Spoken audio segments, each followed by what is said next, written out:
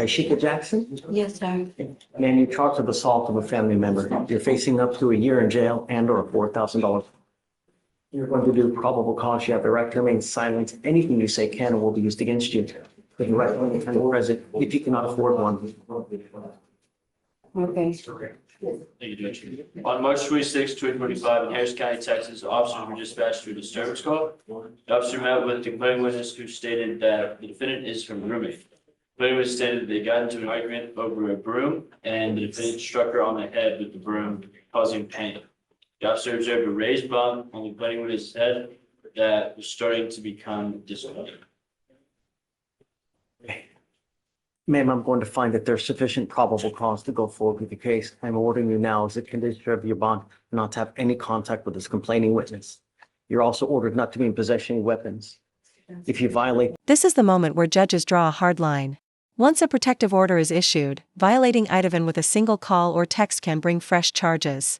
What do you think? Are these strict no-contact rules fair, or do they sometimes go too far? This order, I'm going to put you in jail. No more PR bonds. Do you understand, ma'am? Yes, sir. There's a protective order that has been issued in this case. I would get to know it. If you do something to violate the protective order, they can file additional charges against you, a violation of a protective order, and that is the capital murder of misdemeanors. Do you understand? It's one of the worst cases you can pick up. So don't violate the protective order. Okay, yes, sir. Okay. Would you like, do you have the ability to hire a lawyer? No. Okay. I can appoint you a lawyer to, or I can have you fill out an application. Let me see if you filled one out first. Hold on. I have an application on file already. I have it on file. So what I can do is I can appoint you a lawyer today. We're going to create bond conditions for you. Do not leave until you sign those bond conditions. Otherwise, I'll issue a warrant. The bond conditions, no contact, no weapons. Okay. All right. For now, I'll have you go to Ramona, sign a reset, and then we'll have you take a seat in the jury box. Okay. All right. Good morning, Mr. Gomez. So he's got two cases, right? The trespass Judge. and the DWI? Needing a time served to the DWI, they're dismissing the criminal trespass. Now, if I'm correct, you're on felony probation in another county, right? Yes, Your Honor. Is it? It's Bear County, Judge, it's aggravated robbery. Here's some legal insight. In Texas, a 3G offense like aggravated robbery is no joke. Offenders must serve at least half their sentence before parole eligibility. That's why the judge is stressing this so heavily. Probation violations could lock him up for years. Do you think this warning will sink in, or is it falling on deaf ears? You're looking at 20 years in prison, not only that, it's a 3G offense, meaning that if they revoke you and send you to prison, you have to do half the time before you're even eligible for parole. So if they send you to 12, you're doing 6 before you're even eligible. Now you got these two cases.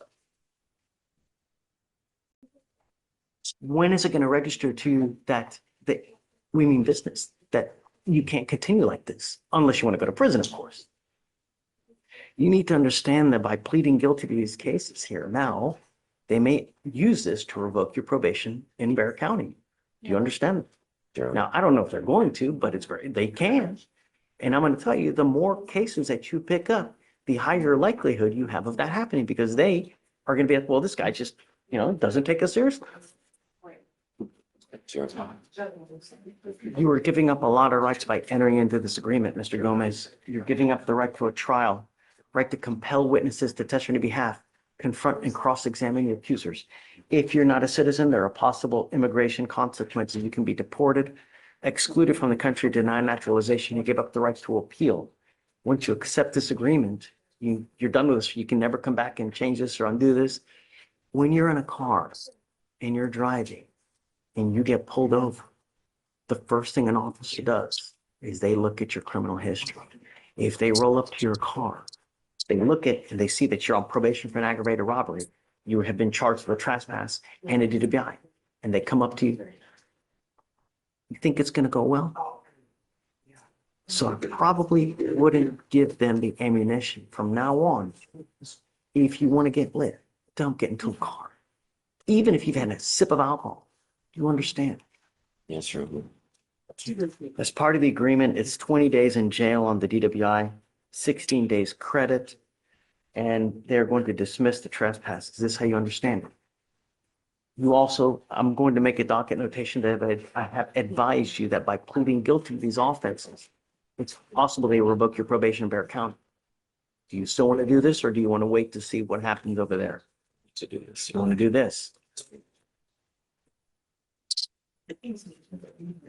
And he's been in communication with probation over there, Judge. And basically, they gave him the option of either being unsatisfactorily terminated. Is that correct, Mr. Gomez? Yes, unsuccessful. Or he could have it extended and attempt to get it successfully terminated. And so he chose to have it extended to pursue that option. And they were already aware of these cases, correct? Yes, Your Honor. Yes, How do you plead to the driving while intoxicated? Guilty or not guilty? guilty. I'm going to find you guilty. I will sentence you to the agreement. I'm going to suspend your license for 180 days. Do not drive. Otherwise, you're going to be right back in jail. Sure. All right? Good luck, sir. Thank you, Judge.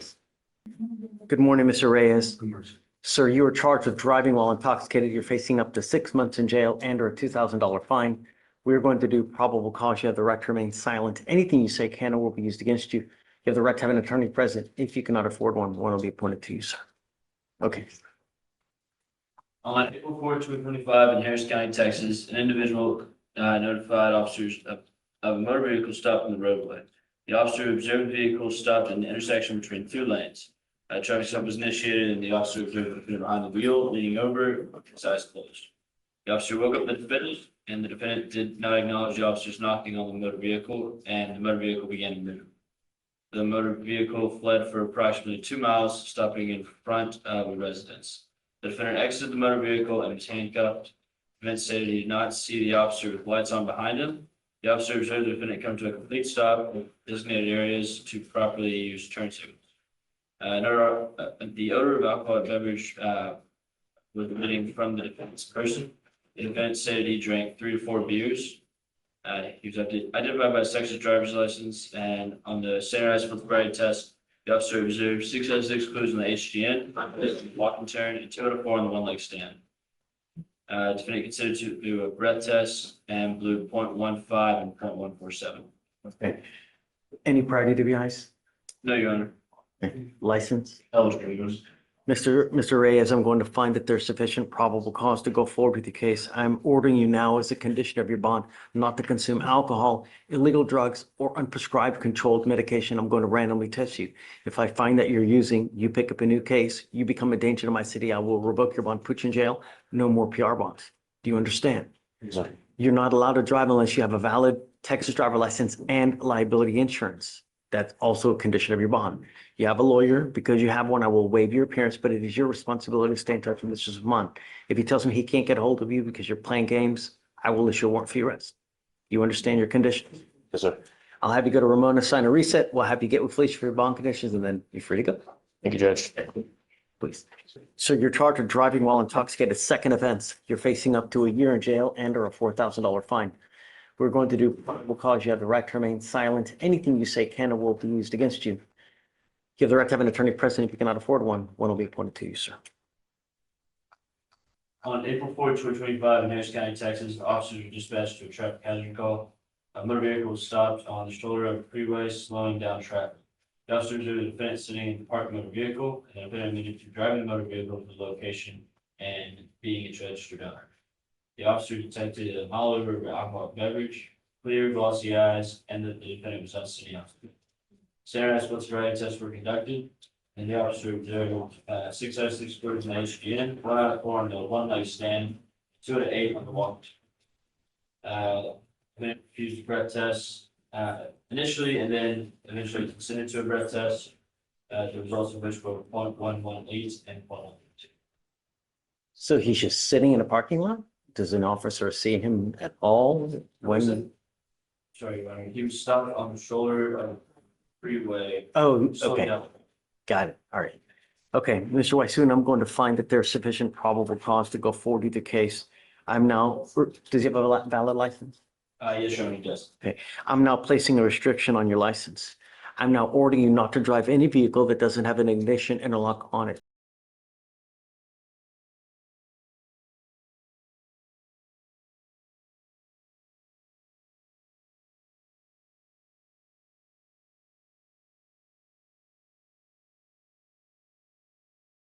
If you're caught driving a vehicle that doesn't have one, I will revoke your bond, put you in jail. No more PR bonds for you.